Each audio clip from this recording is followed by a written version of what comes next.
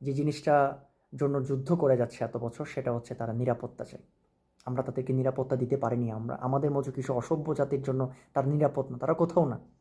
তারা না মাদ্রাসায় নিরাপদ, না তারা স্কুলে নিরাপদ, না তারা রাস্তায় নিরাপদ, তারা কোথাও নিরাপদ না, কোথাও না। অসভ্য জাতি আমরা। ডিউটি শেষ করে ফেসবুক স্ক্রল করতে গিয়ে একটা ভিডিও চোখের সামনে এসে নিজের বিবেককে বাকরুদ্ধ করে দিল। মাদ্রাসা পড়ুয়া কোনো একজন শিক্ষার্থী, নয়তোবা হচ্ছে স্কুল পড়ুয়া কোনো একজন বোন প্রাইভেট শেষ করে নয়তোবা মাদ্রাসার ক্লাস শেষ করে বাসার দিকে যাচ্ছিলেন। সেই মুহূর্তে বাইক আরোহী দুজন ব্যক্তি বোনটার বুকে হাত দিয়ে বাইকটা টান দিয়ে চলে গেলেন।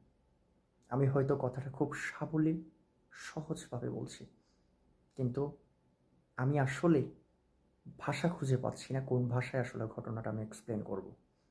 আমি শুধু কল্পনা করছি সেই মুহূর্তে, সেই জায়গাটার, সেই বোনটার চিন্তা ভাবনা, কিংবা সেই মুহূর্তে ওই বোনটা আসলে কি বলবে। সে নিজেও তো বাকরুদ্ধ হয়ে গেছে। সে নিজেও তো আসলে এই ধরনের পরিস্থিতির সম্মুখীন হবে সে নিজেও এসে আশা করেনি। যদিও বা বাংলাদেশে জন্ম থেকে মৃত্যুর আগ পর্যন্ত মেয়েরা হচ্ছে অনিরাপদ।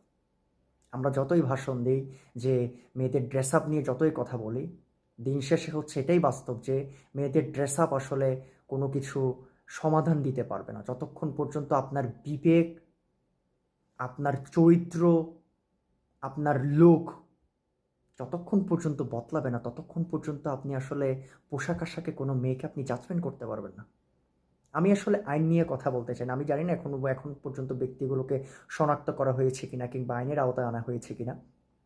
আইন নিয়ে কথা বলতে গেলে অনেক কথা বলতে পারবো, কিন্তু হচ্ছে ভিডিওটা লম্বা হবে। আমি আসলে ভিডিও লম্বা করতে চাই না। আমি শুধু বলতে চাই এটাই, যেই বোনটার বুকে হাত দেওয়া হয়েছিল, থিঙ্ক অ্যাবাউট, কল্পনা করে দেখুন সেই বোনটা ওই পরিস্থিতিতে, আপনি চিন্তা করে দেখুন, আপনিই হচ্ছেন তার আসল ভাই, আপনিই হচ্ছেন তার আসল বাবা, আপনিই হচ্ছেন তার আসল মামা, আপনিই হচ্ছেন তার আসল চাচা, আপনিই হচ্ছেন তার আসল নানা কিংবা দাদা।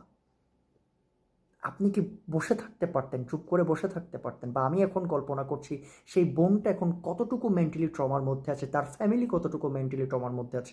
আমরা শুধু ভিডিওটা ভাইরাল করছি, আমাদের কাজ হচ্ছে ভিডিওটা ভাইরাল করা, জাস্ট এনাফ। আমরা এক এক সময় এক একটা টপিক নিয়ে এক এক সময় আলোচনা করব, কিন্তু টপিক আলোচনা করতে গিয়ে যে প্রকৃত প্রকৃত যে ব্যক্তিগুলো অপরাধী, তারা যে শাস্তির আওতায় আসতেছে না, এটা কি আপনাদের চোখে আসতেছে না? আমরা মাঝে মধ্যে বলি আইনকে আসলে নিজের হাতে তুলে নিব। আমি মনে করেছি এই পরিস্থিতিতে আইনকে নিজের হাতে তুলে নেওয়াটাই হচ্ছে সবচেয়ে উত্তম সময়। কেননা আইন বলতে আসলে কিছুই নেই। আইন তাদের জন্যই আছে যাদের যাদের হচ্ছে ব্যাকআপ আছে। আমার আপনার পরিবারের তো ব্যাকআপ নাই ভাই।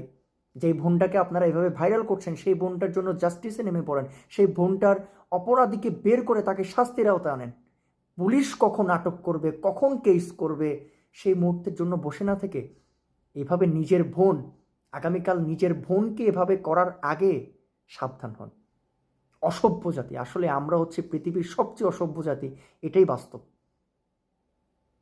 তোর যদি শালার এতই এতই এগুলো করার তুই পতিতালয়ে যা ভাই, তুই এগুলো কেন, এই রাস্তার মধ্যে এগুলো করে মানুষ কি মজাটা পাচ্ছে? এই বোনটা কি পরিমাণ মেন্টালি তোমার মধ্যে আছে? তাই আমরা যতই যাই বলি, মেয়েরা কোথাও নিরাপদ না।